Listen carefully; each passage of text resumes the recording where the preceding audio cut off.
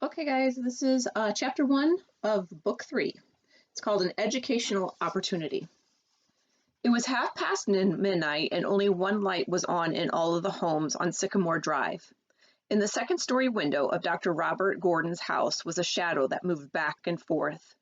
It was his stepson, Connor Bailey, pacing around his bedroom. He had known for months he was going to Europe, but had waited until the night before his departure to pack. Reruns of the dramatic television show set in our outer space did nothing to stop his procrastination. There was just something about a female captain piloting her crew away from an evil alien race that he couldn't take his eyes off of. But looking up at the clock and realizing he had only had 7 hours before he needed to be at the airport forced him to turn the television off and focus on packing. Let me think, Connor said to himself.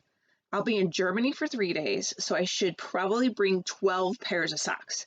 He confidently nodded and tossed a dozen pair of socks into his suitcase. You never know, there could be a lot of puddles in Europe. Connor retrieved 10 or so pairs of underwear from his dresser and laid them out on his bed. It was more than he needed, but a traumatizing sleepover in kindergarten that ended in a wet bed had taught Connor to always be generous when packing underwear. Okay, I think I have everything, Connor said, and he counted the items in his suitcase. I've got 7 t-shirts, 4 sweaters, my Lucky Rock, 2 scarves, my other Lucky Rock, underwear, socks, pajamas, and my Lucky poker chip, and my toothbrush. He looked around his room, wondering what else a kid could need in Europe. Oh, pants, he said. Thankfully, that he remembered. I need pants. Once he added the missing and vital articles to his suitcase, Connor sat on the edge of his bed and took a deep breath. A big, boyish smile came to his face. He couldn't help it. He was excited. At the end of the previous school year, Connor's principal, Mrs. Peters, had called him into her office to present him with a very exciting opportunity. Am I in trouble? Connor said when he sat down in front of her desk. Mr. Bailey, why do you ask me that every time I call you into my office? She said, eyeing him over the top of her glasses. Sorry, old habits die hard, I guess. He shrugged. I've called you in here for 2 reasons, Mrs. Peters said. First, I was wondering how Alex is acclimating to her new school in, where is it again? Vermont? Connor gulped and his eyes grew very big. Oh, he said. Sometimes he forgot about the lie his family had told the school about his sister. She's doing great, never been happier. Mrs. Peters bit her lip and nodded, almost disappointed to hear this. That's wonderful, good for her, she said. Although sometimes I selfishly wish she could move back and be one of our students again. Your mother was telling me all about the educational programs they offer up there, though I'm sure she's enjoying them. She sure is, Connor said, and looked to his left to avoid eye contact. And Alex has always loved trees and maple syrup, so Vermont suits her. I see, Mrs. Peters said, squinting. And she's staying with your grandmother, is that correct? Yes, she's still with my grandma, who also loves trees and maple syrup. It's a family trait, I guess, Connor said, and then looked to the right. He panicked for a second when he couldn't remember which direction people tended him to look when they were lying. He had seen a special about it on TV. Then give my warmest regards, and please tell her to visit the next time she's in town, Mrs. Peters said. I will, Connor said, relieved to be changing the subject. Now, on the second reason I called you in today, Mrs. Peters sat up extra straight in her seat and slid a pamphlet across her desk. I have just heard exciting news from an old colleague of mine who teaches English in Frankfurt, Germany. Apparently, the University of Berlin has uncovered a time capsule that belongs to the brothers Grimm. I'm assuming you remember who they are from my lessons in the 6th grade? Are you kidding? My grandma knew them, Connor said. Excuse me? Connor just stared at her for a moment, mortified by his carelessness. I mean, yeah, of course I remember, Connor tried to cover. They're the fairy tale guys, right? My grandma used to read their stories to us. Indeed, Mrs. Peters said with a smile. She had grown so used to Connor's strange outbursts that she didn't even question this for 1 second. And according to the University of Berlin, 3 brand new fairy tales were discovered in the capsule. That's amazing. Connor was genuinely excited to hear this and knew his sister would be thrilled too. I agree, Mrs. Peters said. And even better, The University of Berlin is planning a big event to reveal the stories. They're going to read them to the public for the first time this coming September, 3 weeks into next school year, at St. Methodist Kirchhoff Cemetery, where the Brothers Grimm are buried. All great things, Connor said. So what does this have to do with me?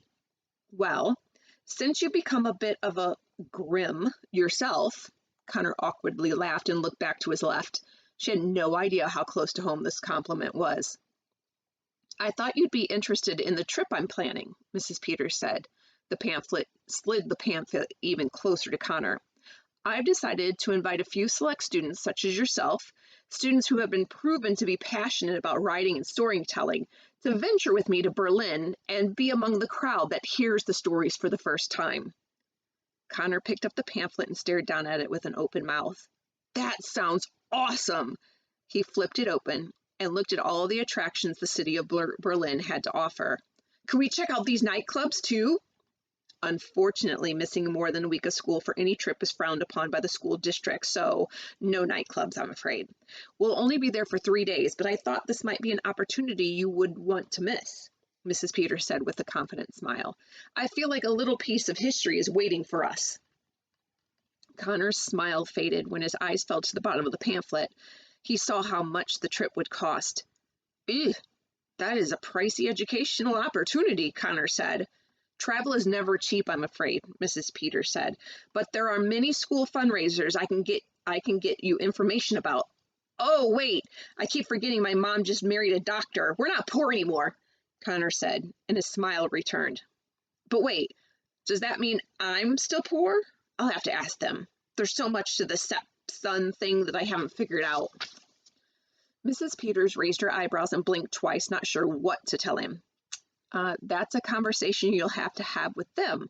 But my office phone number is on the bottom of the pamphlet if you need help convincing them, she said with a quick wink. Thanks, Mrs. Peters, Connor said. Who else have you asked? Only a handful of students, Mrs. Peters said. I've learned the hard way that bringing more than 6 students to the one with one chaperone on a trip can lead to a scene out of The Lord of the Flies. I understand, Connor said.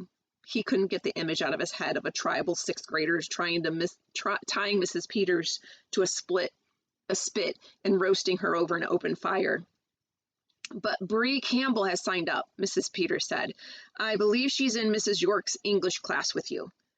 Connor could feel his heart rising. His cheeks went red, and he pursed his lips to hide a smile.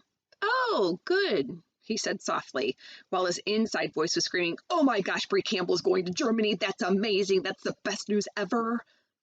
She's quite the talented writer herself. I can imagine the two of you getting along very nicely, Mrs. Peters said, oblivious to Connor's increasing pulse. I hope you'll be able to join us. You should head back to class now. Connor nodded as he got to his feet and continued nodding all the way back to his biology class. He didn't understand why the room always seemed to get warmer every time he saw or heard someone mention Bree Campbell. He wasn't even sure how he felt about her, but for whatever reason, Connor always looked forward to seeing her around and really wanted her to like him. He couldn't explain it no matter how much thought he gave it, but one thing was certain, Connor had to go to Germany. Telling his mom and stepdad after school went as well as Connor could have imagined. It's a really great educational opportunity, Connor stressed. Germany is a really super smart place with a lot of history. I think some kind of war happened there at some point. Can I go? Charlotte and Bob sat on the couch in front of him looking over the pamphlet. They both had just gotten home from working at the children's hospital, and hadn't even had time to change out of their scrubs before they were attacked by a very enthusiastic Connor. This seems like a great trip, Charlotte said. Your dad would have been so excited to hear about the Brothers Grimm time capsule. I know, which is why I need to go, so I can experience it for all of us. Please, can I go? He asked, bouncing in little hops. Whenever Connor asked them for something, he acted like a hyper chihuahua. They only hesitated for a second, but Connor felt like it was an hour. Oh, come on. Alex gets to live in another dimension, but I can't go on a school trip to Germany? You can absolutely go, Charlotte said. Yes! Connor threw both his hands into the air.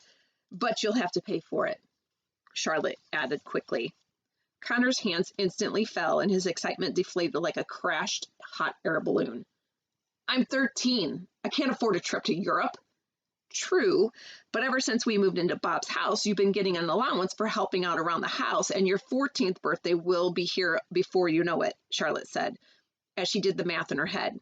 If you add those together with a little fundraising at school, you'll be able to afford half of it, Connor said. He had already done every possible math equation in relation to any parental scenario he thought might be thrown his way. So I'll be able to get there, but I won't be able to come back. Bob looked down at the pamphlet and shrugged. Charlotte, what if we met him halfway? This is a really good opportunity. Besides, he'll always be such a great kid. It couldn't hurt to treat him a little. Thanks, Bob. Mom, listen to your husband, Connor said, and gestured towards him like he was directing a plane into a terminal. Charlotte humored the idea for a moment. That's fine by me, she said. If you earn half and show us that the trip is something you really want, we'll give you the other half. Do we have a deal? Connor wiggled from all of the excitement building up inside of him. Thank you, he said, and shook both of their hands. Pleasure doing business with you. And so, after 4 months of saving his allowance, birthday money, and taking part in a school fundraiser selling candy, baked goods, and hideous pottery, which Charlotte and Bob bought most of, Connor had earned his half of the trip and was ready for Germany. At the beginning of the week leading up to his departure, when Connor should have started packing, Bob walked into his bedroom with another surprise. He plopped a very old and dusty suitcase onto his stepson's bed. It was brown and covered in stickers of famous locations and made Connor's room smell like feet. Bob placed his hands on his hips and proudly looked down at the suitcase. There it is, Bob said. There what is? Connor said. Is that a coffin? No, it's the suitcase I used during my own Euro trip after college. Bob gently petted the side of it like it was an old dog. We've had some pretty good times together, covered a lot of ground. I thought you could use it for Germany.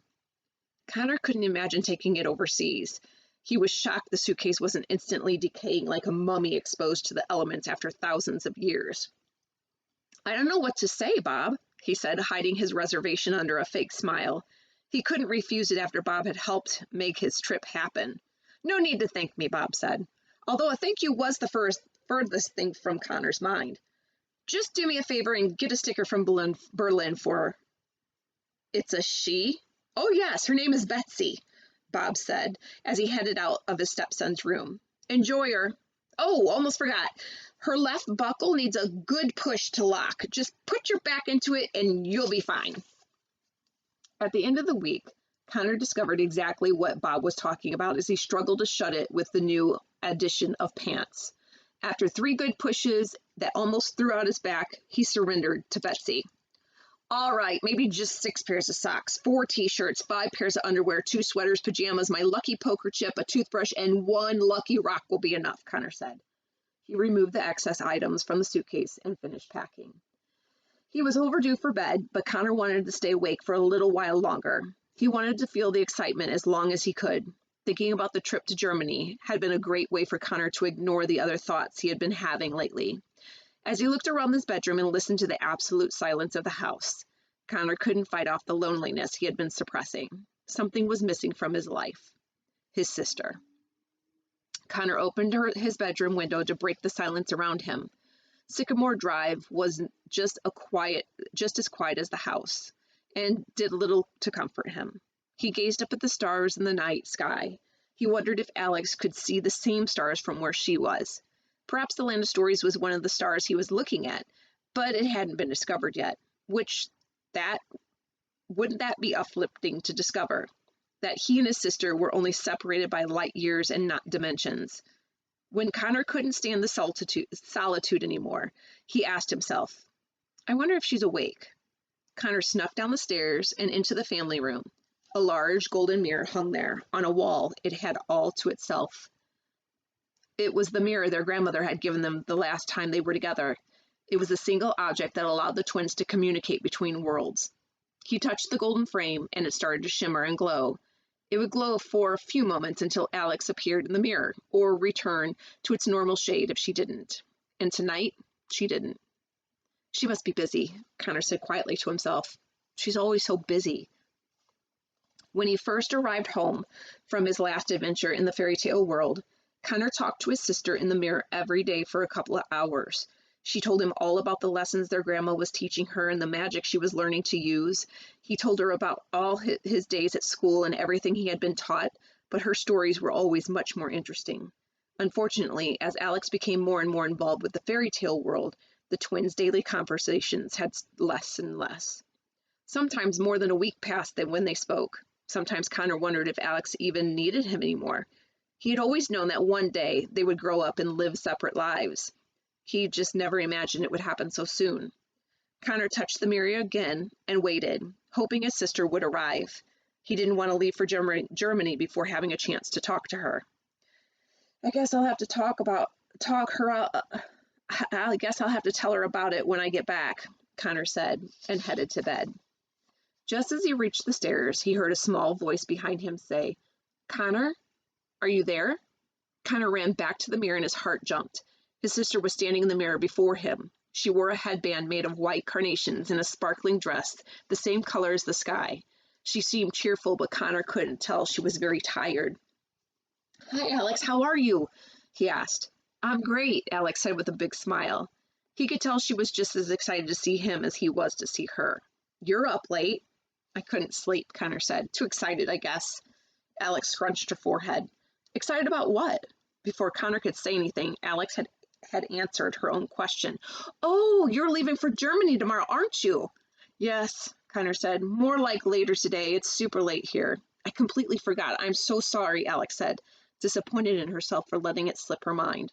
"No worries," Connor said. He couldn't care in the slightest. He was just happy to see her. "I've been so busy with magic lessons and preparing this silly fairy inaugural ball," Alex said. She rubbed her eyes. "I even forgot about our birthday. Isn't that crazy? Grandma and Mother Goose made a cake and I had to ask them what for." It was Connor's turn to scrunch his forehead. "Fairy inaugural ball? What is that?" "It's this big party the Fairy Council is throwing to celebrate me joining the Fairy Council," Alex said, as if it were just any old fact. "That's amazing, Alex," Connor said. "You're joining the Fairy Council already? You must be the youngest fairy that ever joined." A proud and eager smile grew on her face. "Yes," she said. "Grandma thinks I'm ready. I'm not sure if I agree with her, though.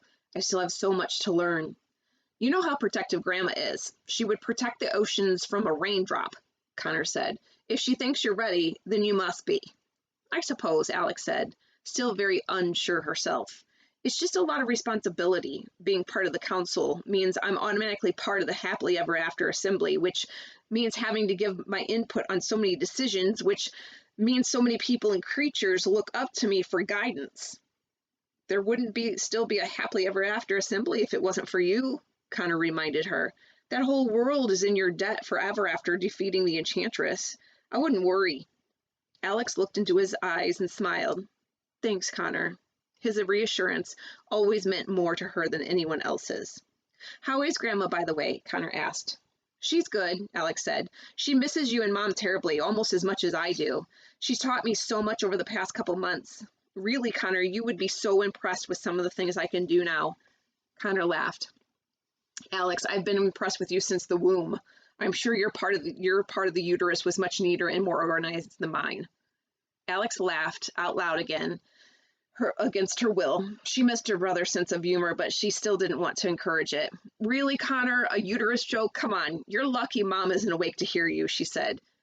"Is Mom doing all right? She's always very happy when she talks to me, but we both know what a great front she puts up." Connor nodded. "She's doing good, actually. She misses you, but I've caught her crying over an old photo of us together once or twice since we've got back. Bob makes her really happy, and I had almost forgotten what it was like to see her so happy all the time. It's like Dad is around again." "That's great to hear," Alex said.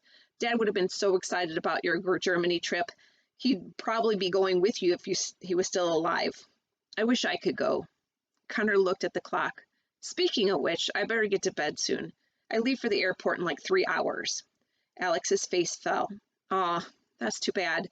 I missed you so much. It's been great to catch up," she said. "I've just been so busy. Sometimes a whole week will pass and I feel like it was only a day or two." "You're still happy though, right?" He looked at her with a raised eyebrow. He would know if she was lying to him.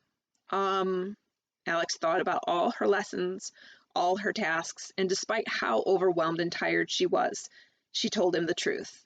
Honestly, I've never been happier.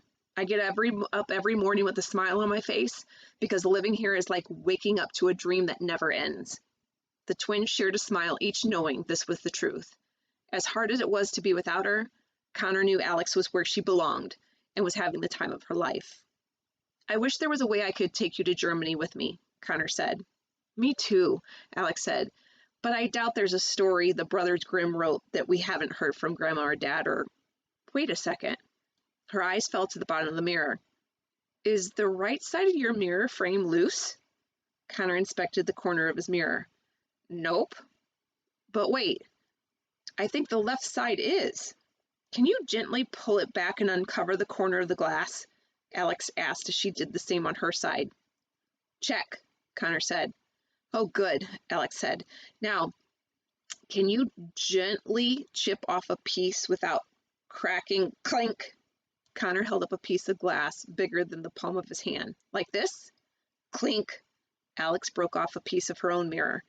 It was a smaller and neater piece than her brother's, but neither commented on that. Perfect. Now look into it. Alex looked down into hers. Connor looked into a small piece of mirror in his hand and saw his sister's face staring up at him. Amazing, he said with a laugh. Now I can keep you in my pocket the whole time. It's like video chat. Terrific, Alex said. I've always wanted to see Europe. Now go get some rest. You don't want to be exhausted before you go to Germany. Okay, good night, Alex, Connor said. I'll call you, or reflect you, rather, as soon as I get off the plane. I'll look forward to it, Alex said. So pleased she would be a part of his trip. I love you, Connor. I love you too, Alex, Connor said. And with that, the twins faded from each other's mirrors and returned to their separate lives. Connor climbed the stairs and placed his piece of mirror gently into his sticker-covered suitcase. He lay in bed and closed his eyes tightly but couldn't fall asleep. Seeing his sister had rejuvenated him completely, causing all the excitement about the following day to come rushing back. He laughed at himself as he laid there. I've ridden a magical goose, climbed a giant beanstalk, swum up to an enchanted underwater cave on a sea turtle's back, and sailed on a flying ship across the skies of another dimension, Connor listed to himself. But I'm excited about getting on a plane tomorrow. Oh, brother. Next is called Chapter 2, The Hall of Dreams.